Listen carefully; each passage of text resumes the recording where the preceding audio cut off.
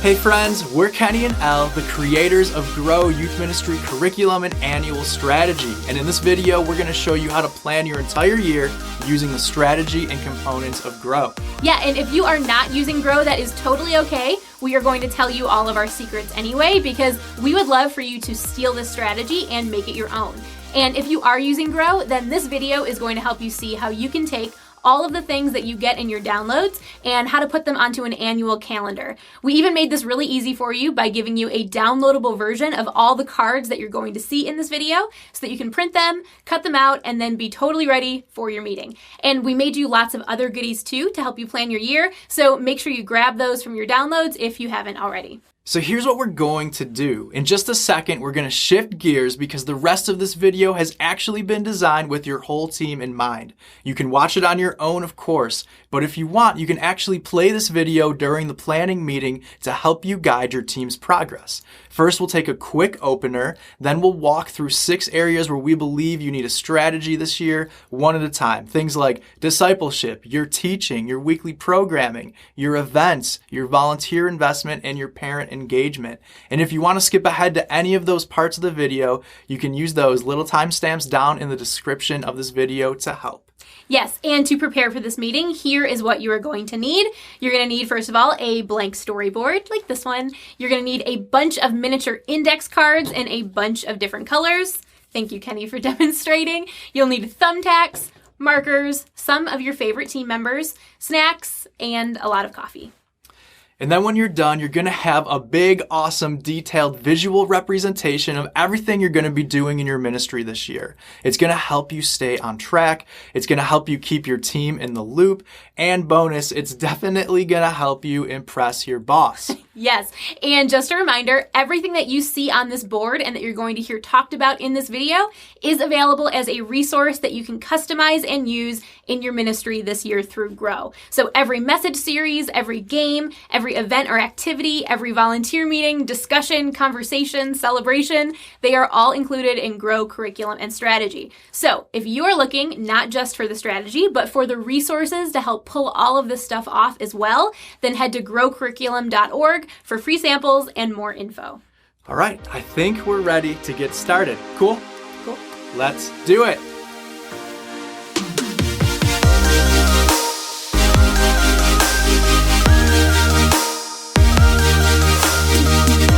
Okay, hopefully by now you have your board set up. You've got the months of the year pinned to the top, and you've got all of your supplies handy. Index cards, thumbtacks, markers, coffee, all the important things. And if you've got all of these things, you're ready to start. And we're going to start by planning an annual discipleship strategy. Yeah, and the reason that we want to start with discipleship is because we want spiritual growth to be the lens through which we see everything else that we're going to do and put on our calendar this year. So I know that every church probably approaches discipleship and spiritual formation a little bit differently, but here is how we approach it, and feel free to steal this if it works for you. So we believe that there are 4 spiritual habits that help us, teenagers included, grow closer to God, and here they are. Number 1, spend time with God through personal spiritual disciplines. Number 2, spend time with others through Christ-like community with both believers and non-believers. Number 3, know and use your gifts by serving others according to your giftedness. And number 4, share your story by regularly engaging in conversations about who God is and what He's done for you. These 4 habits aren't anything new. They've been talked about countless ways by countless numbers of people, and your church is probably already talking about them in their own unique way. So feel free to change the language to fit your context if you need to. The words are not important, but here's what is. If these 4 spiritual habits are the behaviors that help teenagers grow closer to God, we need a plan in place to help teenagers engage in these 4 spiritual habits on a regular basis, year after year. So here's how that looks in the Grow annual strategy. Since there are 4 of these habits, we break our year into 4 quarters, then assign 1 spiritual habit to each quarter. And we spend 3 months creating experiences, activities, or tools around that 1 spiritual habit. And that habit, as you'll see, will then become the lens through which we will view everything else that we put on this board behind us. Because these habits are so significant, we don't want to just throw them randomly onto the calendar, though. We want to think about the most strategic place for each of these habits to live on our calendars. So here is what we landed on, and Kenny is going to put them up on the board for us. Here we go. Okay, so let's start with the fall. Every fall, we focus on spending time with others because it's the time of year when students are already thinking about the friendships that they're making and the people that they're spending time with. They're moving into new schools, they're moving up a grade, starting new classes, joining new teams. There is so much changing in their social lives each fall that it is the perfect opportunity to get them thinking about the spiritual habit of engaging in Christ-like community with others. And this year in Grow Curriculum, we are providing an experience called the Lunch Table Challenge, which will help students foster intentional relationships and conversations over lunch at school this fall. Every winter, we focus on the habit of knowing and using your gifts because the Christmas holidays are coming up, which means your community is filled with opportunities to serve and to give. So this year in Grow, we are providing a student volunteer recruitment campaign to help you help your students use their gifts and get plugged into service opportunities inside the walls of your church. Then every spring, when numbers are kind of starting to plateau a little bit and your attendance is starting to wane, it's okay, guys, it happens to all of us. We think that the perfect time to go deep with your core students is the spring. And you can do that by focusing on the spiritual habit of spending time with God and challenging your students to spend time with Him on their own. So this year, to help you with that, we've created 10 weeks of Bible reading texting plans that correspond with 3 of our teaching series. So you can just take our texting plans, copy, paste, edit if you want, and then send. It is a simple way to give your students bite-sized pieces of God's Word on a daily basis for 10 whole weeks. And lastly, we have Share Your Story. We focus on this spiritual habit every summer because for most of us, it is the time when we host foreign or local mission experiences, and it's the best time for us to get our students pumped up about the upcoming new school year and all the ways that they can share the story of Jesus with others in the coming months. So this year in Grow, what we're doing is providing an activity that we are calling the Storytelling Challenge, which is a resource that's designed to help you empower students to share their stories publicly with your group as they learn to verbalize who God is and what God has done for them. So that's what the Grow Discipleship strategy looks like. Now it's your job to take these ideas and make them fit within your own unique context and work out some of the details of what this might look like. All right, so you and your team go make it happen. Ready, go.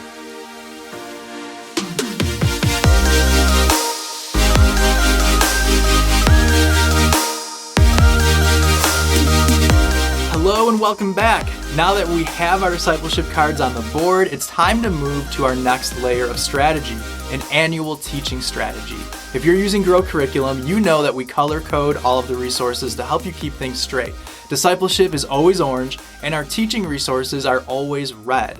You can use whatever colors you want, of course, but if you want to match us, red is the color you're going to want to use for this round. Yes, and so first, you need to establish a bank of topics that you are going to want to cover and teach about this year, and decide how often you'd like to cover each of those topics. So if you're using Grow Curriculum, then you can follow along with our multi-year scope and sequence, and to keep things simple for planning and communication, we like to plan for just one teaching series each month. So that is 12 4-week series each year, plus a 2-part Easter series, which brings us to a total of 50 weeks of teaching for the year. And if you're using Grow, you've got access to all 50 of those weeks of content for the year. All right, here's a quick overview of this year's Grow series and why we've placed them where we did on the calendar. And of course, we're starting in August because we have to start somewhere, but you can start anywhere you want. You do not have to start the same time we do. That's right. So the first series that we're going to place, though, is one called Through the Fire. It's about friendship, and we nearly always put this at the beginning of the school year because, remember, that is the time of year when students are already thinking about their social circles, and it aligns really, really nicely with the spiritual habit of spending time with others. And if you're launching that lunch table challenge during this time frame that we talked about, it is so easy to launch it in conjunction with the series because they're both touching on the same things. In September, we'll do a series on authority called Boss. We like to talk about authority in the beginning of the school year when students are being matched up with new teachers and coaches and small group leaders, you name it. Because when teenagers don't exactly see eye to eye with the authority figures in their lives, it is a great opportunity to talk about their normal but increasing desire for independence and how God wants to help lead them through that part of their journey. And again, this aligns really nicely with that idea of community and relationships that we're addressing in our discipleship strategy this quarter. In October of this year, we'll do a series on identity called The Greatest Show. We love talking about identity in the fall or winter, which we do every year for 2 reasons. First of all of that transition and upheaval, both good and bad, from the beginning of the school year is going to trigger for a lot of teenagers questions about who they are, where they belong, and why they matter. So as they begin to settle into the school year and at the end of this first quarter, we love to help them think through their big identity questions through the lens of Jesus. And number 2, as you get ready to start talking to students about how they can use their gifts to serve others, it is probably a good idea to first talk about what those gifts actually are, and that all comes back to identity. In November, we love talking to students about generosity and compassion, which is why we're doing a series that is all about others. It's called After You, and it is designed to encourage students to think a little less selfishly and a lot more selflessly. Plus, with the Christmas holidays coming up, there are so many ways to tie the series into your church's Christmas giving or service campaigns. And speaking of Christmas, in December, we will always do a Christmas series to tell or retell the Christmas story. This year, we're doing a series called The Problem with Christmas, which challenges students to think about the ways the real Christmas story is so much bigger and so much more wonderful than we sometimes make it out to be. In January this year, we are kicking off the new school year with a series on prayer, and that series is called Change, and it's all about how prayer is the thing that equals change in our lives. In February, we're going to be doing a series called Meant to Be. It is a series that is all about wisdom in our dating lives. And since we're talking about love, we figured February would be the best time to talk about that. In March, we are right in the middle of the quarter where we're focusing on the habit of spending time with God. So we thought that that would be a good time to place our series called Sincerely God, because it is all about the Bible, what it is, why it matters, and how we can engage with it. This is also the series where we'll kick off that 10-week Bible reading plan we mentioned. So throughout this entire series, students will have the chance to engage in that Bible reading texting plan every single day. And then next we have the month of April, which is usually the month where Easter falls. That is the case for the years 2019 and 2020 at least. So let's go ahead and block off some time for an Easter series in the month of April. This year in Grow, we're doing a 2-week series called Good Story, which can be taught the 2 weeks leading up to Easter, or it could be taught at your Good Friday and Easter Sunday services, or it could even be combined into a one-off Easter talk if that is all your calendar allows. Now, that is only 1 or 2 weeks, but you've got more weeks than that in the month of April, so we're actually going to stick a second series in here as well. And so since Easter is kind of this floating holiday, which makes scheduling our messages like a little bit of a challenge sometimes, we provide our Grow churches with a series that could either come right before Easter, right after Easter, or even bookend Easter if that makes the most sense for your calendar. So this year, that is a series all about Jesus. You know, he's the guy that Easter is all about. And we do a Jesus series every year, and this year it is called Jesus Loves. In May, we're scheduling a series called Family Feud that is all about, as you probably guessed, family and feuds.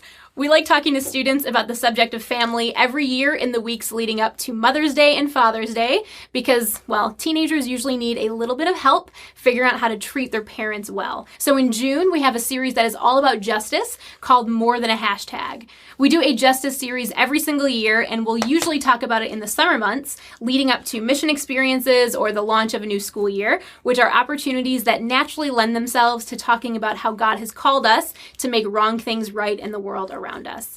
And then finally in July, the last month of our calendar, we are scheduling a series called Hear Me Roar. It is all about evangelism and boldness, which is another topic that we do every single year, usually in the summertime when we're already talking about sharing your story. And this series is going to be a great wrap up of this quarter-long storytelling challenge as well, which we told you about in the discipleship strategy. And it's also going to be a great way to prepare your students to kick off a brand new school year. So that's what our teaching strategy looks like for the year. But now it's your turn to make this strategy work for you. Look at your church calendar, figure out how many weeks of teaching you need to account for this year. Then do the math, figure out the exact start dates and end dates of each of your teaching series. Find out if your church is doing any church-wide campaigns or teaching series that will affect your students and adjust accordingly. Think about the rhythms of your students and your community and make adjustments to fit your church's unique needs. Remember, this is all customizable, so take what works for you and adjust what doesn't. The point is that you need a teaching strategy, and when you align your teaching strategy with, say, your discipleship strategy, you'll be able to focus and reinforce these big ideas more effectively all throughout the year. Yes. So guys, go ahead, build your board, make it your own, and then start dreaming about what some of the specifics of this teaching strategy could look like this year for you. Have fun.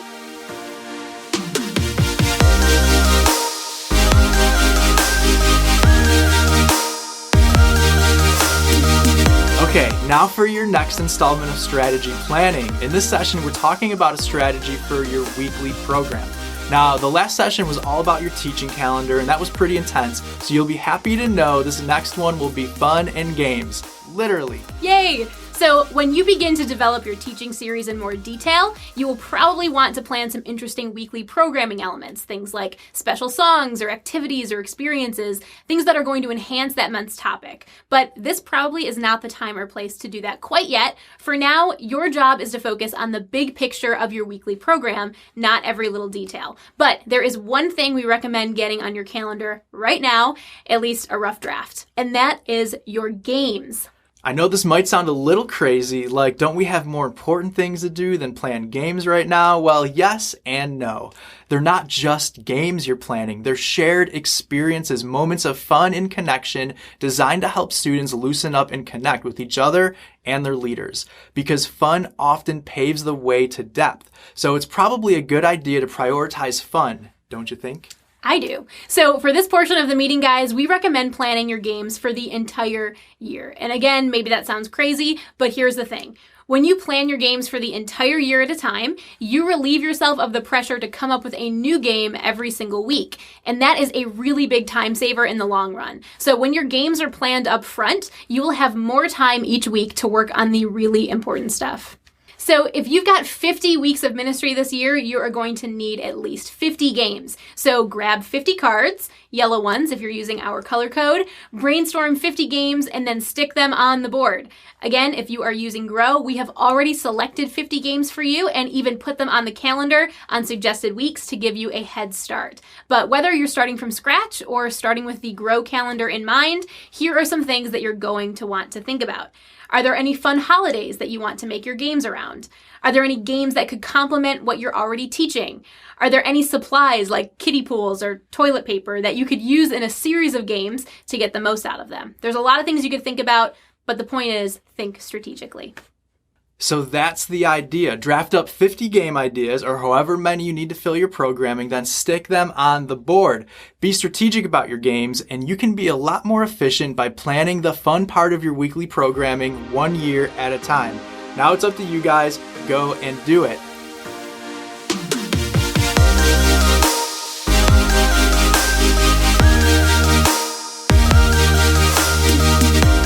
Welcome back. Hope you're feeling great about your planning board so far. We've already covered 3 areas that are all about your students with our discipleship, teaching, and weekly programming strategies. But we've got one more strategy to talk about where it comes to your students, your event strategy. Yes, and our events are a pretty big deal for most youth ministries. They're a way to have fun, connect with students, get new people in the door, and create some excitement. Those things are all really important and awesome, but if we're honest, we probably know that we can all overdo it sometimes with our events. Too many events, too much money spent on our events, too much emphasis put on our events, too much energy, too many resources, and too much manpower can be spent on our events.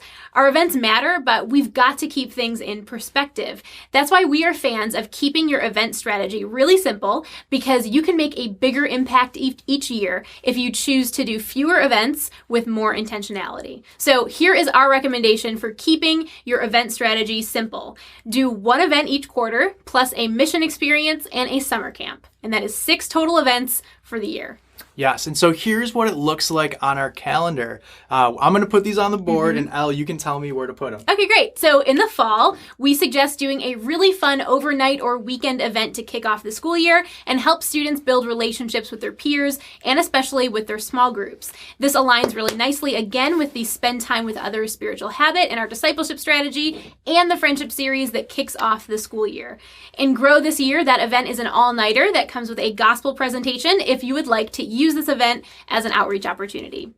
In the winter, remember that families are probably pretty busy and a little bit short on cash leading up to the holidays, so do a fun, simple, and free event for students. This year in Grow, we are doing a larger-than-life board game night where some classic board games and video games are going to get the larger-than-life-sized treatment. In the spring, when you are focusing on the spiritual habit of spending time with others and really trying to go deep with your core students, it is a great time to host a weekend retreat or weekend event in host homes. So this year in Grow, we are giving you everything you need to plan an off-site weekend retreat, along with the teaching and small group content that you'll need to plan all of those main sessions. And then in the summer, remember that you've got a really busy summer ahead of you, and so do families. So host another simple and fun event that gets students out of the house and having a blast together. This year in Grow, that event is something that we are calling Squad Wars, where you split all of your students into 4 teams and then let those teams compete all summer long. Most of those competitions will take place during your regular weekly programming, but we recommend kicking things off with an opening ceremonies game night in May. And then after that, fill the rest of your summer calendar with your summer camp and a missions experience either locally or internationally. And if you're using Grow, remember that you will get resources for both of those events as well. All right, you know the drill at this point. Take your event cards, throw them on the board in whatever way works best for you and your church context, and then spend some time talking about what each of these events might look like and what your goal for each event might be. All right, have fun.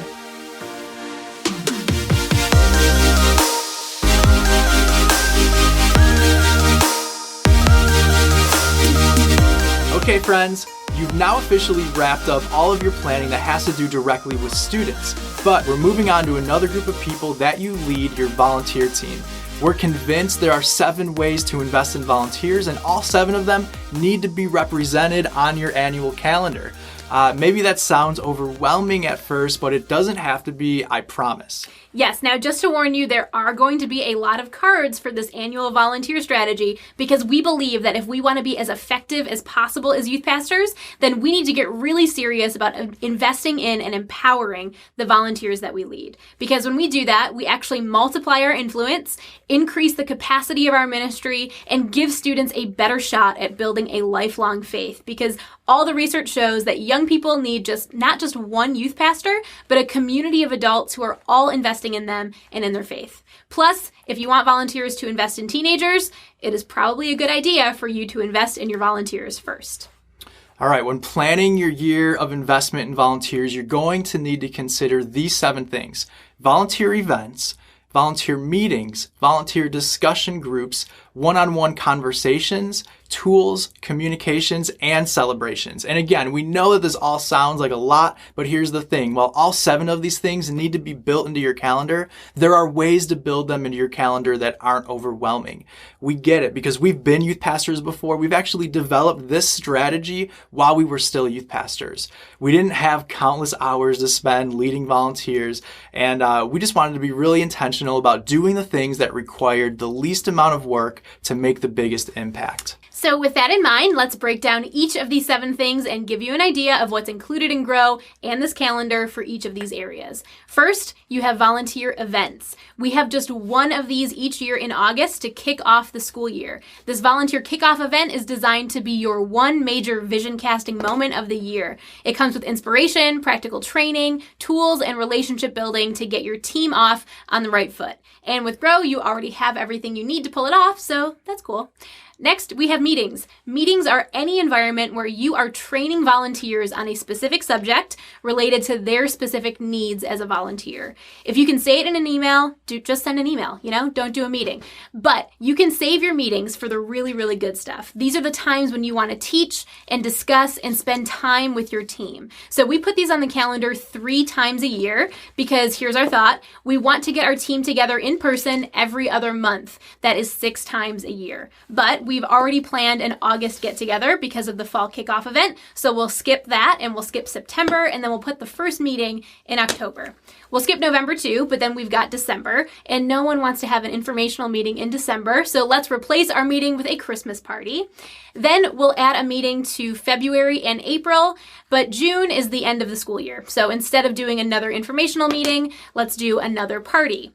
So, okay. That is 6 get-togethers with your team throughout the year, but 1 is an event, 2 are parties, and then the remaining 3 are meetings. So that means you have 3 windows this year to train your team on something really specific. So what do you want to train them on? If you're using Grow, you have access to tons of volunteer meetings. Some are just general meetings, while others are specific to a certain type of volunteer, like your worship band or your small group leaders. However you plan this is up to you, but here is the point. Plan to meet with your team throughout the year in a rhythm that works for you. And when you do, teach them something that's really helpful.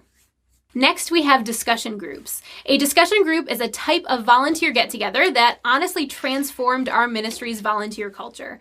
In a volunteer discussion group, you flip traditional forms of volunteer training on their heads. So instead of training your volunteers like you are the expert, even though of course you are an expert, a discussion group is all about asking questions that get your volunteers sharing stories, talking to each other, and helping each other solve their problems. So these discussion groups are all about spotlighting your volunteers as the experts and learning from them and with them for a change. So how many of these groups you do each year will depend on how many volunteers you have. We recommend doing them at least once a year, but no more than 6 times, because that would be a lot of discussion groups. And when you do them, schedule them on a month when you don't already have an event, meeting, or party planned. So Kenny is going to put those on the board and all of those off months. All right, next we've got one-on-one conversations with volunteers. These conversations are another way to connect with your volunteers, and we recommend putting these on your calendar every single week if you can. In these one-on-ones, the goal is to give feedback to your volunteers about how they're doing and to receive feedback from them about how your ministry is doing at equipping and supporting them. A great way to have these conversations is to take your volunteers out to lunch or coffee. Next, we have one of my favorite ways to invest in volunteers, and those are our celebrations. So each month, we recommend celebrating a weird holiday with your volunteers in a way that appreciates them or makes a fun memory with them. So maybe that is a DIY ice cream sandwich bar on National Ice Cream Sandwich Day, or a room filled with balloons and encouraging notes on Balloons Around the World Day, which yes, is a real holiday. Whatever it is, the point is that you take time each month to make your volunteers feel cared for. And sending weekly thank you notes and monthly birthday cards are a great idea too. All right, next we've got tools, and by this we mean any resource that you give volunteers to make their jobs easier. On the August calendar for Grow, give volunteers tools like a volunteer handbook, your volunteer business cards, volunteer surveys, volunteer goals, volunteer t-shirts, and get them ready for the year. Then we refresh some of the tools at the start of each semester in January and June. And last but not least, we have communication, because if you're going to invest well in your volunteers, then you need to actually communicate with them occasionally. So we recommend communicating with your team every single week, which is why Grow gives you all of the emails for the entire year, already written and designed, along with 12 volunteer tip videos to help them with some small but really specific things related to volunteering in youth ministry. All right, you are done. You've got a full volunteer strategy on the board. Well, at least we do. But you're next. So feel free to copy as much of this strategy as you want and put it on your calendar. Then change the rest of whatever you don't want and let it fit your unique context. And this volunteer strategy honestly revolutionized our ministry for the better, and we really hope it does the same for you. Because you're not just a pastor to teenagers, you're a pastor to your volunteers too. So have fun planning.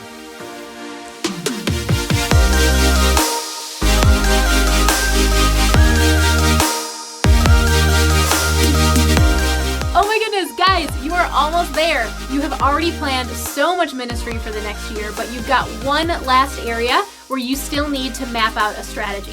Now, the very last thing that you need to strategize in your annual planning meeting is the thing that we youth pastors kind of always seem to save until last, and that is how you'll engage parents this year. Yes, and when it comes to parents, let's be honest, we could all do a better job of engaging with them. For some of us, sometimes even just acknowledging their existence would be a good step forward. But no matter how new or how seasoned you are at engaging parents in your ministry, we hope this strategy we're about to unpack will give you a framework for your parent strategy that you can replicate and improve year after year. All right, so here we go. Okay, so let's start with events. Now, like we've already said, we recommend doing the fewest events you can manage for the biggest impact. Now, each year, we love the idea of doing 4 events for parents and include those 4 events each year in Grow. So in August, there is the Family Open House, an event designed to introduce new families to your ministry and expose them to your ministry philosophy and strategy. In October each year, we recommend doing a parent and small group leader breakfast, which is an event that connects the parents of your students with the leaders of their kids and helps them connect over a common goal, influencing and caring for the teenagers they both love. We love doing this event in October each year because as the school year is in progress, small groups are already probably somewhat settled and consistent, and there have been plenty of opportunities for your small group leaders to meet and connect with parents before the event ever happens. We love this event. At our church, we did it every single year, and really within 30 minutes of our first attempt, we could already see that this ministry culture was already shifting. So it's an amazing event. On top of those annual events, we also recommend creating 2 events each year that help parents connect with their kids. So this year in Grow, we're providing a really fun adventure race for teenage guys and their mother figures that you can do in May around Mother's Day, and a super sweet dinner date for teenage girls and their dads that you can do in June around Father's Day.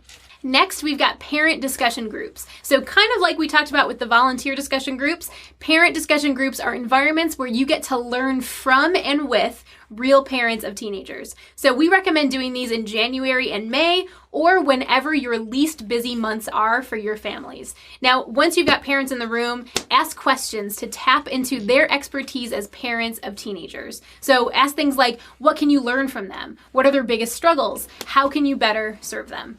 Third, we've got parent tools. Throughout the year, there are so many helpful and practical tools that you could potentially give the parents of teenagers to help serve and equip them. But here are just a few that Grow provides. So in August, we recommend giving parents a parent handbook to better understand your ministry's mission and strategy, volunteer business cards with the names and photos and contact information of their kids' adult leaders, and an annual parent survey that you can use to help you learn about how to best serve and communicate with the parents in your ministry. And we recommend providing these same tools again in October at your parent breakfast and having extras on hand for whenever you need them throughout the year as well. And finally, we have parent communication. We recommend sending parents an email once every month with information about what's happening in your ministry and some resources that will help serve and equip them as parents. So in Grow, we've actually written and designed all of these emails for you. Plus, we created 12 parent tip videos that you can send to your parents every single month, or that you could reshoot with members of your team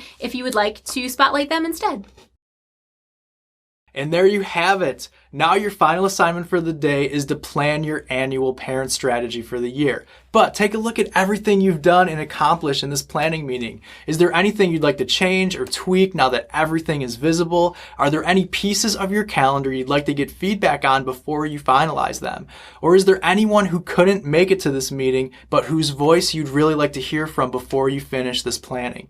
If you'd answered yes to any of these questions, go do something about it. Don't let this become just another random project that is left unfinished. Go do it. Make it awesome. Guys, we think that you're going to be really happy that you did this when it's over. So thank you for hanging with us, but most importantly, thank you for all that you do for teenagers and the adults who lead and parent them. We know this youth ministry thing is a pretty thankless job sometimes, so if no one has told you recently, thank you. Your ministry is so important, and we are so excited that you've taken the time today to be more intentional and strategic and prepared for this upcoming year of youth ministry. You are seriously amazing.